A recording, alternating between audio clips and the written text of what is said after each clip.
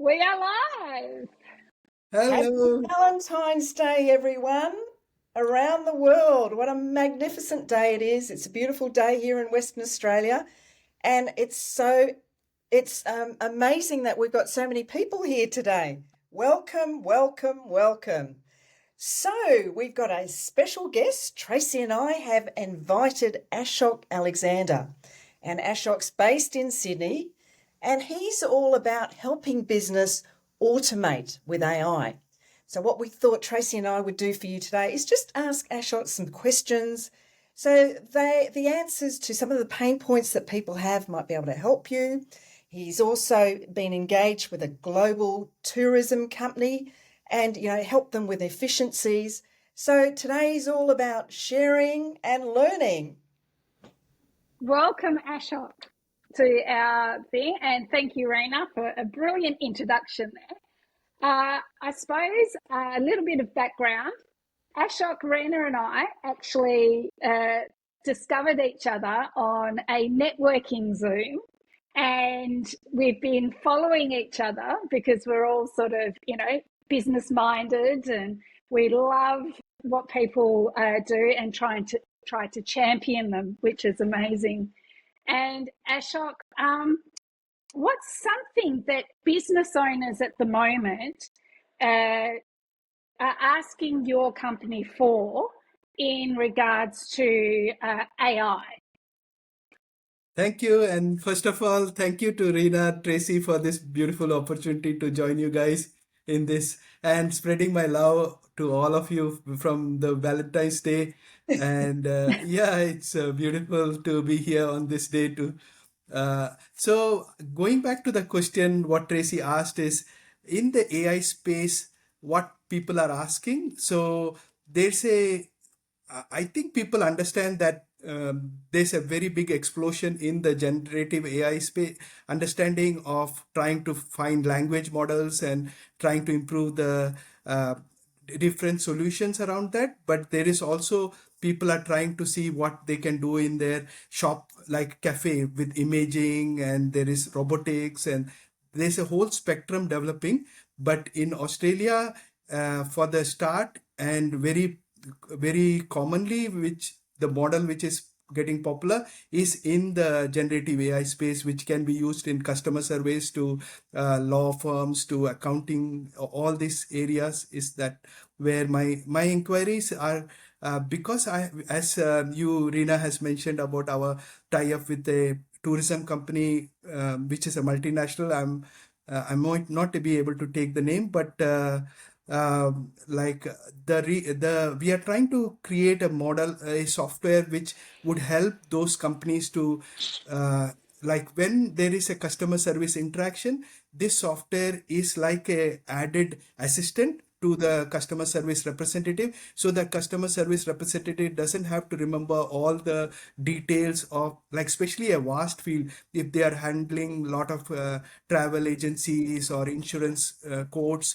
So now you can summarize it all into one set of customer service, whether it's like government organizations, and they can provide different answers without having all the knowledge because of this chat assistant, which will prompt them to ask the right question, which is listening into this conversation and giving really good feedback. And that's a model which is very getting popular in US, and I think slowly sooner with all businesses in Australia would take benefit out of it. It's a big mind-blowing difference in their outcome of customer satisfaction to conversion. So this is the space we think it would be very interesting for us. And yeah, we have a back office tie-up, and this is a solution, and but we are open to more type of ideas from other people, to welcoming more ideas as well. That's a great point you raise, Ashok, because there's always changes in legislation. Yeah. And there's so much information overload. It's so hard for people to keep on top of it. So it's great that, this chat assistant is able to sort of pick up, I guess, on any new legislation and help those industries that you just referred to. Yeah, even the companies can change on pricing, can change on the fine prints, can change on so many other areas. So the companies, the model and the packages, the solutions, the everything is continuously evolving and changing.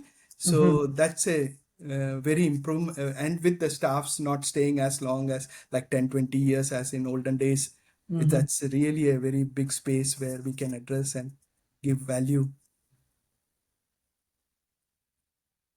Ashok, I loved Tracy did a post 3 days ago, and her post was all about she was revealing to us that she had a powerful realization about AI tools. And so I was just wondering if we could maybe flesh that out a little bit. And I could pose a question to you both in relation to how do you actually go about evaluating these AI tools to ensure that they align, with your vision and your mission and will actually improve efficiencies within your organisation? Yeah, Tracy, look, yeah, I'm more than happy to answer that one. I think it all comes down to looking at where the roadblocks are within your team. And I see it with executive assistants, like these are small to medium, even to larger businesses, and also in the public sector, is that the executive assistants get bogged down, or a team gets bogged down in the repetitive tasks that are needing to be completed. And they're important tasks. I don't ever dismiss the repetitive tasks because they're important. If they don't happen, then another bottleneck happens. So therefore, it's finding where that bottleneck is, making sure that it is all mapped out. And so the process, the step-by-step aspect of that task is all mapped out. And then saying, well, would we be better relieving you of that task, automating it, and then you can get on with other things that are really important for my business.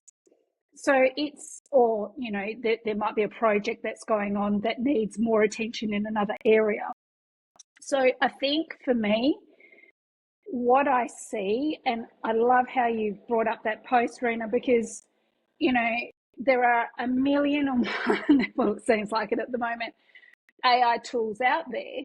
Yeah. But there's no point in having those tools if you don't identify where those bottlenecks are and identify that process as well. Because once you've done that, if it's a text-based aspect, well, then there's tools like Claude and ChatGPT and Gemini and a million and one others. It just comes down to personal preference. But I think for me, it's that identification that is supremely important. Ashok, what do you reckon? Yeah, Tracy, you brought a very wonderful point about repetitiveness, because I think if you are doing the same thing again and again, at least more than once, then definitely there's a lot of solutions available in the market today with automation and AI's added value. So even like from filling up emails, like the full actually working out on the website can be done by computers these days, like scraping data to so you don't have to manually do that over and over again. So anything which can save you, there might be a small learning curve. That's where I know Tracy and Reena all here. We are all here to support you. But I think it's that once you can get that advantage, it's like learning the computer skill in the olden days where we thought, oh, it's so hard and tough. But once you can integrate into your business, you can see a productivity gain very easily from 30 to 50%. So, and even higher depend on how repetitive the task is. And yeah, so good point, Tracy. So this is, Absolutely, and I totally agree. It's that assessment, and they always say if you open something. A really great mentor of mine said, if you open something once, deal with it, and then move on. Don't put it on the back burner, because that's where you see, like, thankfully, I'm never guilty. Well, I never say never, but I'm very rarely guilty of having thousands of unopened emails in my inbox. Yeah. Yeah, But we I all are. know a lot of people really struggle with email management. Mm, It's one of the areas that AI is really changing Mhm. mm, how people are managing it, mm, because there are so many different things out there. And I know we haven't got it here in Australia yet, mm-hmm. but I have had a demonstration and it's been used on me Yeah. in our AI group that OpenAI's operator is out there. Mm, And that's been less than 2 weeks, I think it's been in operation. And it literally you tell it what you want it to do, and it takes over and does it for you. And you can train it as well. So each chat you can train. So if we're talking email management, for example, something like that, you can train it in your voice and the role and all the wonderful things that us as consultants know how to do. If we do that to it, and then it just works in the background while you right. get on with other tasks. Yeah. So Yes. it's amazing the things that are coming out, and we are only at the beginning. All of this has become public only 2 years, like just Mm, over 2 years. Imagine what it's going to be like. Like, I know some Yeah. people get scared, but for me, I see the possibilities, Yeah. and that just really enhance what people are doing. And yes, probably there's going to be some job losses, but I think you're only going to lose your job if you don't jump on board yeah. and don't learn these skills and Mm, become invaluable to, because we're always going to need humans. I don't Yeah. For me, the last resort is a human. That stopgate. I've mm-hmm. said it time and time again on these lives, in workshops, in everything, is that the stopgate is the human. Yeah. Nothing ever goes out or gets published unless a human has had a look at it. And that is just good business sense. So, so that's my 2Ps. Yeah. It feels like the business, like AI would take jobs, but I don't see it, at least for a couple of years. It would be assistive roles initially. So it is only in Australia, might be to 27, 28, where it will start to totally replace jobs. So Mm, it will start with the assisting jobs. And like before, where the task getting more things done was like 20 years back, one of the great things you do. But mm, now going forward, it will be how creative, how original, how mm. like connected with the client, like bring out new things is what would be the driving the future for humans to Yeah, come out in that creative space. So, absolutely. And I really agree with that. And I just want to just stop and say hello to Scotty Schindler. He's sending Hey, messages Scotty. on LinkedIn. Hello. And I've got a special little treat for Scotty a little bit just after this. So I'm going to share my screen and show him. He did ask a question, Rena, so I really Yes. want to get to that shortly. So I think the other thing that we need to consider when we're looking at AI tools and whether to implement them into a business is really having that define that clear objective. And now a lot of strategic thought needs to go into it from a high level, but also from the employee, the person that's going to be using it. As Ashok said, making sure people are trained and feel comfortable using it. And, something that's always come up, and I did do something, was it 2 weeks ago, on the security and privacy, and that is a big thing. Now, I know here in Australia, all the governments, including the federal government, has a policy on how to use AI and the ethics behind it. So I do suggest people, I'll drop the links to those in the chat after this, but business owners, big, small, medium, solo, doesn't matter. You need to have a look at the federal laws, but then also look at your state laws on data security and AI. And I'm just going to just quickly bring it up because what was it called? It was like Australia's AI ethics principles Mm, and an artificial intelligence assessment framework. So they're definitely things that as business owners we should be looking at as part of that strategic development of AI within our business. Truly agree, Tracy. This is something it is very important to assess it from the start.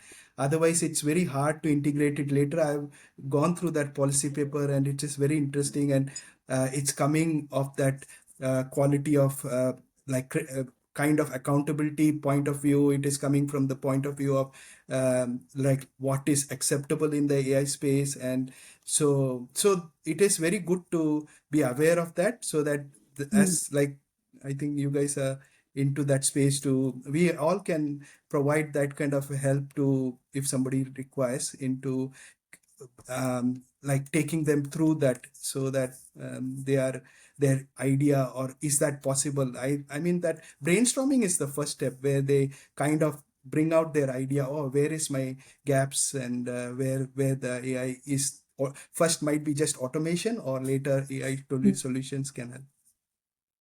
Absolutely. And, it can be as simple, because I can guarantee you have employees already using AI in your business. You just may not know about it because they've seen that it actually is helping them a lot in what they do. And time saving is a big thing. And that's where the ROI comes in, and, making sure that you have a really good return on that.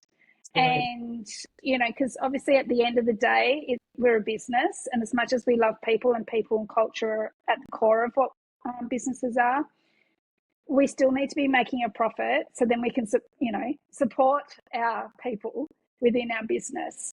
So, yeah. Rena.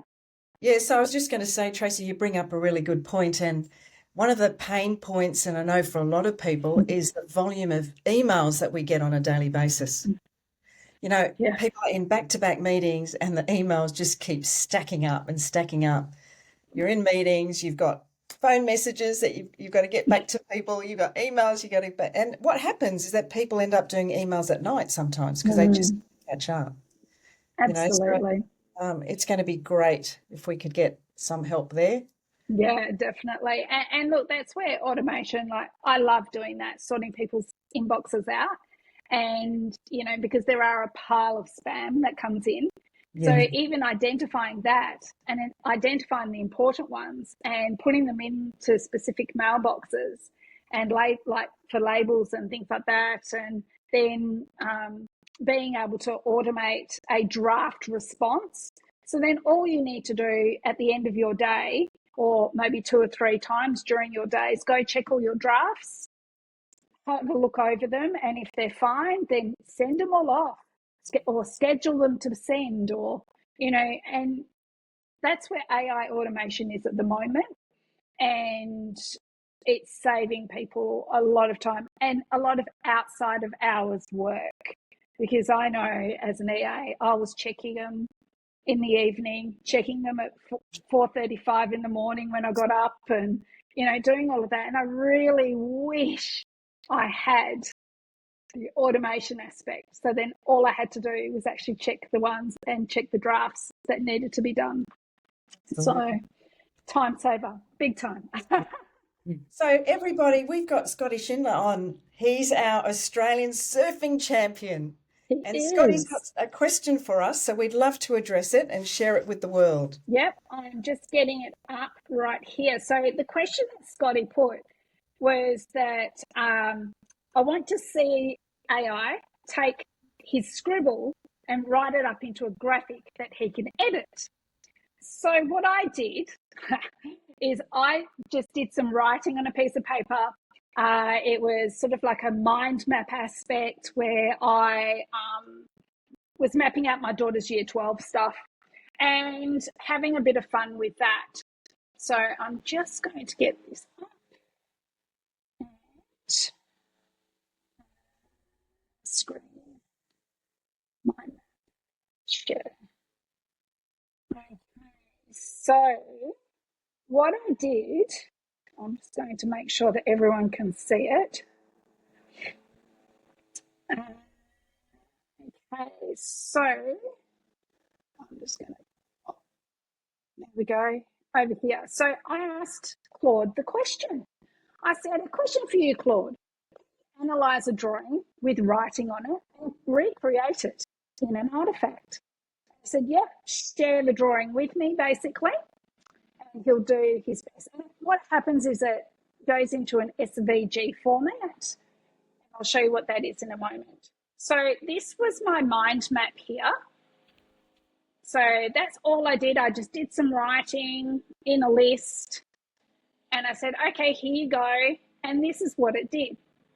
It produced that for me.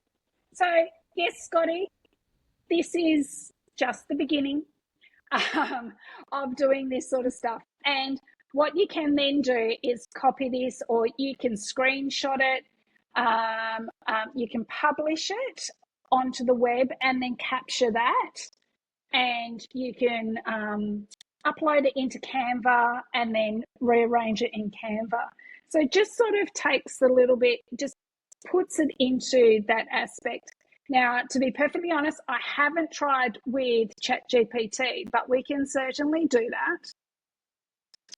that. ChatGPT, and I'll just do that quickly here. Can you please create a mind map of this image? And I'm going to add my image. Oh, hang on. Which one am I in? Yep, I should be able to do that. Attachments are disabled. Why are they disabled? Oh, I don't want search mode, that's why. Here we go.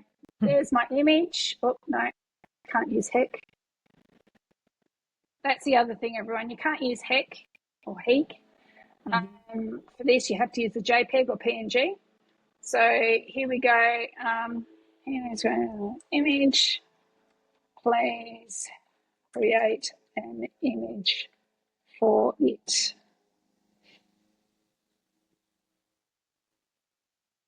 So let's say it's having a think and it's creating an image.